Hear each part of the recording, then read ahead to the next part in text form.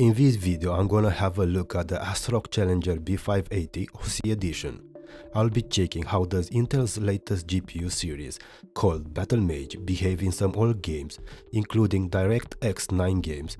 Then I will be moving to newer games that use DirectX 12 or Vulcan, check the performance gap between RT on and off, have a look at the overclocking capabilities alongside undervolting, and I will stress test the GPU to check its cooling solution capabilities. At the end, I will share my thoughts about this GPU. First, let's have a look at this model. It is a 2-fan GPU that needs only one 8-pin power connector. It comes equipped with 3 DisplayPort 2.1 and one HDMI 2.1 port. Unfortunately, one DisplayPort, the primary one, is UHBR 13.5, while the other two are UHBR 10. There is no DisplayPort that supports the full DisplayPort 2.1 bandwidth. The GPU measures 249mm long, 132mm tall and 41mm wide, making it a 2-slot GPU. I like the look of this GPU alongside its compact size. It has RGB. I know that some of you enjoy this, but I didn't check if it can be turned off for those that don't. Another good feature is that the GPU fans don't spin in light loads, so this is good if you are after a silent build. When it comes to the Intel drivers, I like the look of the panel and I think it contains all that you need. I have installed the latest drivers available when I started the testing. I'll be testing only 1080p and 1440p using the same settings. To reduce the length of the video, I'll be adding the 1080p and 1440p runs side by side and show the performance gap between these two resolutions. The runs will be between 40 and 50 seconds. When I'm using an internal benchmark, I'm just capturing results using MSI Afterburner from a part of a run, not the entire benchmark run. I will be investigating as well the performance difference between ray tracing on and off at 1080p with no upscaling. I decided to not use upscaling as I believe that doing so at 1080p the resulting image quality is not that great. This way it will be a lot easier to see the performance difference when using ray tracing on Intel's second generation of GPUs. I went ahead and picked some old games in order to see how Arc GPUs behave in these games, as Intel needed to start from scratch with their video drivers.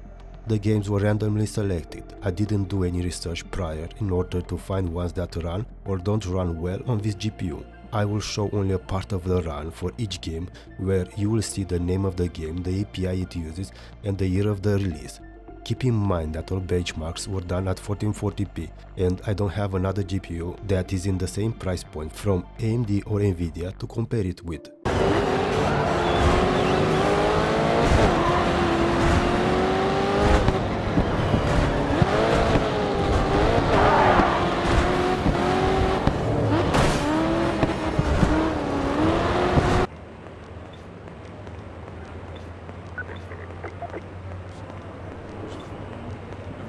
But they're always...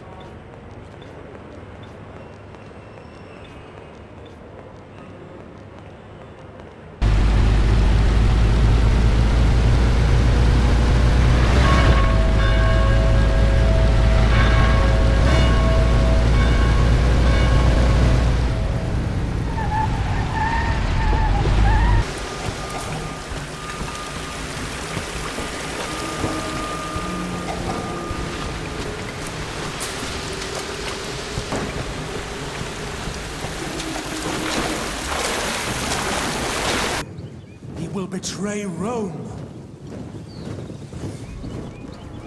Arminius, a traitor? I think not.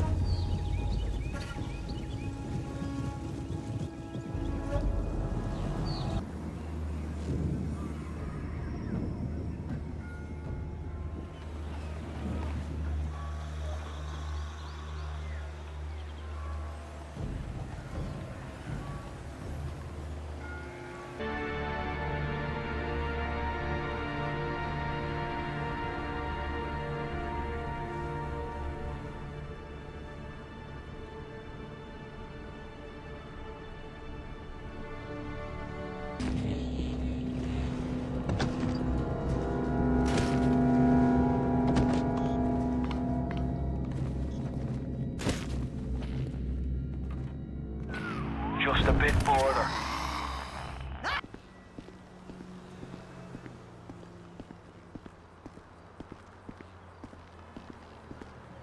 Making decisions. It's business 101. The Maker has revealed to me. Open the gate. We are heading into the valley.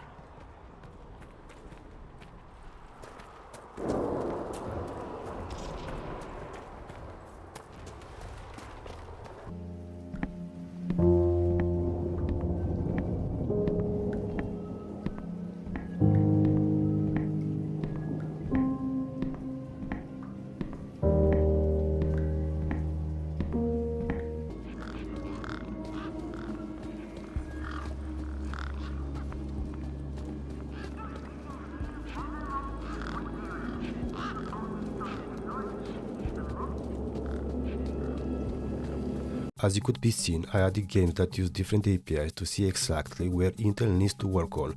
Looking at the results, we see some games that sit below the 60 FPS mark, and those are GTA 5, Tomb Raider 2013 edition, Total War Rome 2 and Total War Warhammer. These games, when using maximum settings at 1440p, underperform.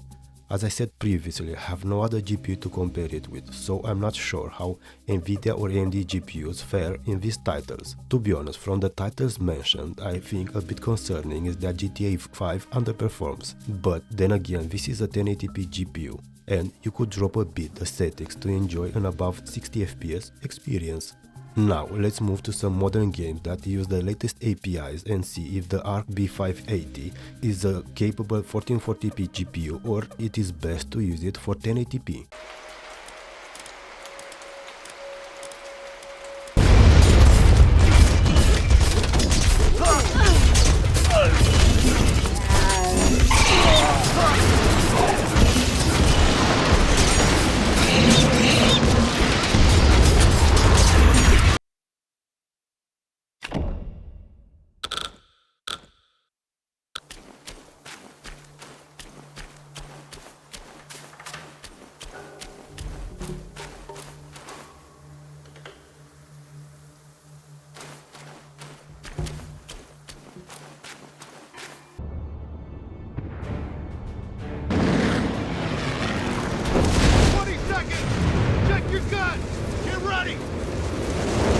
This is it. 10 seconds! Remember our target!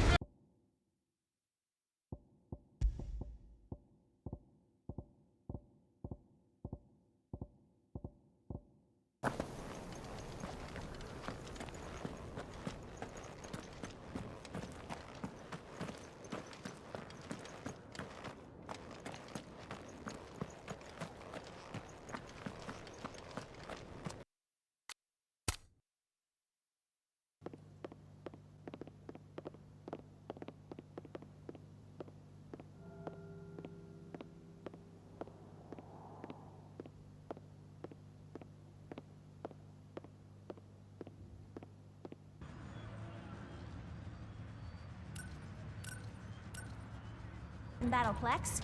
If there's anywhere in the universe we'll find a part to fix you up, it's here. I hope you are right. The destruction of the Dimensionator seems to have caused a sort of dimensional cataclysm. If I cannot find Ratchet,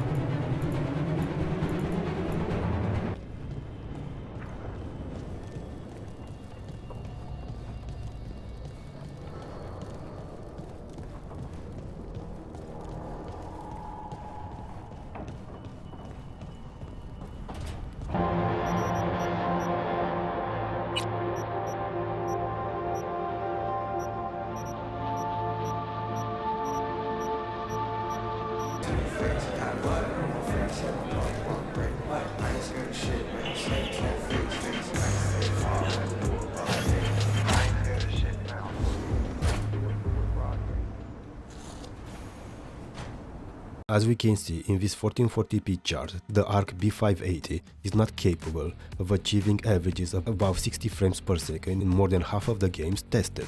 A lot of the games used in this benchmark are Nvidia sponsored titles, but this is how things stand now. The B580 managed to deliver above 60 FPS averages in Formula 1 24, Company of Heroes 3, Ratchet and Clank, and Dragon Age: The Veilguard. But in only one game it managed to keep the 1% low above the 60 FPS mark, that is F124. If you wish to use this GPU for gaming at 1440p, be prepared to tweak a lot the graphics settings, as some games are quite demanding and hitting the 60 FPS mark can be troublesome. This applies to any GPU in B580's price range. Dropping the resolution to 1080p but keeping the same settings, we see the B580 delivering below 60 FPS in 4 games: Alan Wake 2, Life is Strange Double Exposure, Silent Hill 2, and Black Myth Wukong, of which only Life is Strange Double Exposure doesn't have the Nvidia logo as a splash screen. As it can be seen, the B580 is a good 1080p GPU that can deliver above 60 FPS in most modern games, but not all. This is the state of the GPU market right now. Entry-level GPUs can't deliver 60 FPS using max settings when ray tracing is off.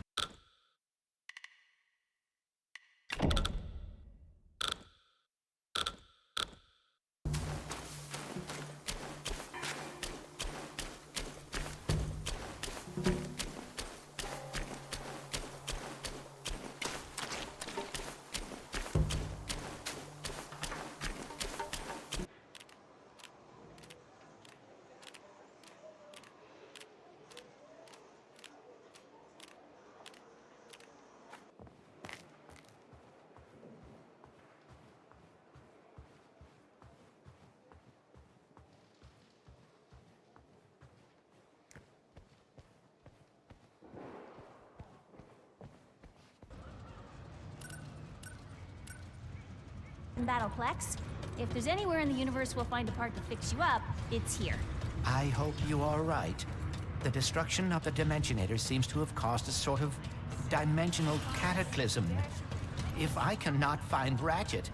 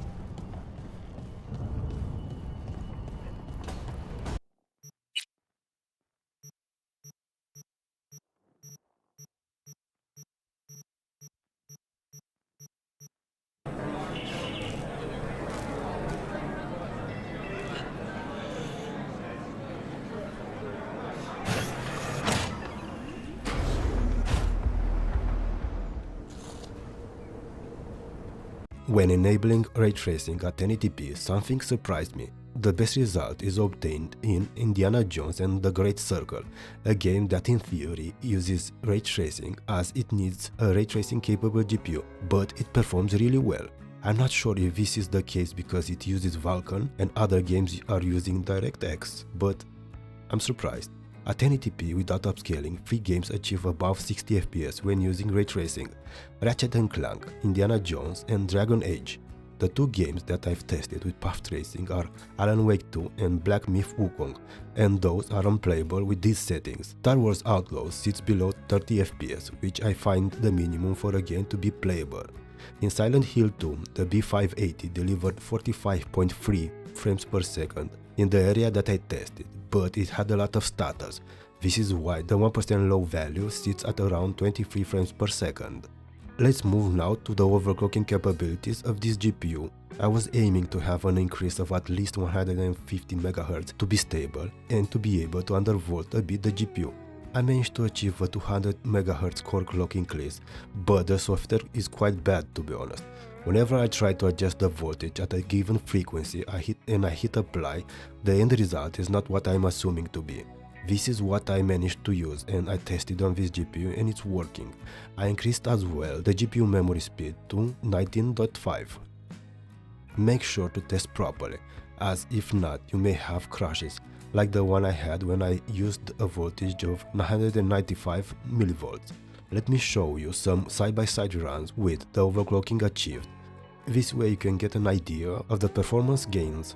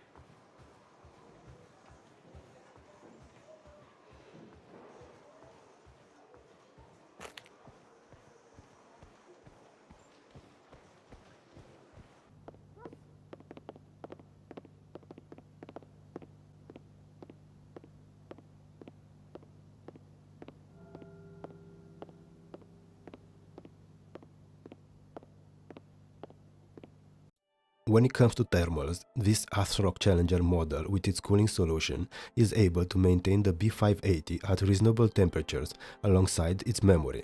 What you see now is a stress test of the GPU using FarmArc. The GPU is overclocked and the memory as well, and the temperature is below 75 degrees Celsius, while the fans don't spin that fast, as can be seen on the screen. The room temperature sits around 21 degrees Celsius and the fans are barely audible. I think that in a warmer room with temperatures around 30 degrees Celsius, the fans would spin faster and the temperatures will increase a bit, but I suspect it won't reach alarming values. So, what are my thoughts about this GPU and the Intel B580 in general? I think that the ASrock Challenger B580 OC Edition is one to consider if you are in the market for an affordable entry-level GPU. This model was the cheapest that I could find here in Spain, as I paid 317 euros for it. With that said, I believe that, at least in Europe, this GPU is not well positioned, as it fights the entry-level GPUs from Nvidia's 4000 series and AMD's 7000 series and wins. I would have felt more comfortable if the B580 was winning against the 4060 Ti, and that the price, at least here in Europe, would have been 280. AMD and Nvidia will launch the new generation of GPUs, and I'm not sure how competitive will it be. With that said, this is a decent entry-level GPU that can deliver good frame rates at 1080p with high settings, and the 12GB VRAM that it comes with will be more than enough at this resolution. But why do I say 1080p? Well, have a look at Star Wars Outlaws when I use 1440p paired with ray tracing. The memory is not enough, although the frame rate is not good either, but have that in mind when considering 12GB for 1440p. And that's it for this video. If you liked the video or found it useful, let me know in the comment section below. Hit the thumbs up button and consider subscribing to the channel. Take care and hope to see you all in the next one.